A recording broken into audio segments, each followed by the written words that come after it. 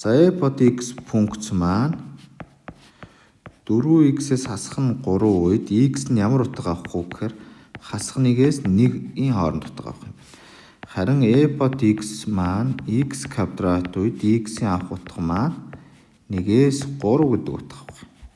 За тэгвэл бидний интеграл маань ямар интеграл байна гэхээр хасах 1-ээс 3 хэлтэй e под x dx юм.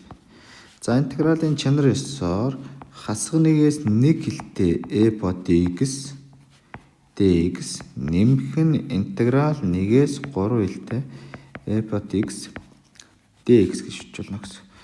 За энд e под x-ийн хооронд хасах 1-ээс 1-ийн хооронд хэлтэй байгаа 4x юм байна.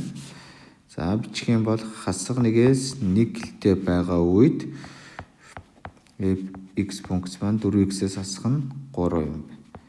За нэмэх нь 1-ээс 3 хэлтэй үед e под x байна x-ийн квадрат dx юм байна. За энэ интегралаа бодчих юм бол за 4x-ийн их функц маань зэрэг нь нэгээр нэмэгдээд тэр зэрэгтэй байна гэхээр 2x-ийн квадрат болно.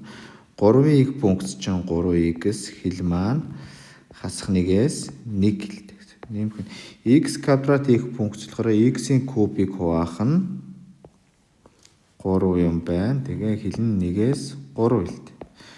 За одоо энэ интегралаа цааш нь бодох юм бол эхлээд дээд хэлээ орлуулах ёстой.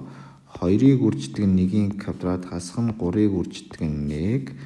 Эндээс хасах нь 2-ыг үрждэг нь хасах 1-ийн квадрат хасах 3-ыг үрждэг нь хасах 1.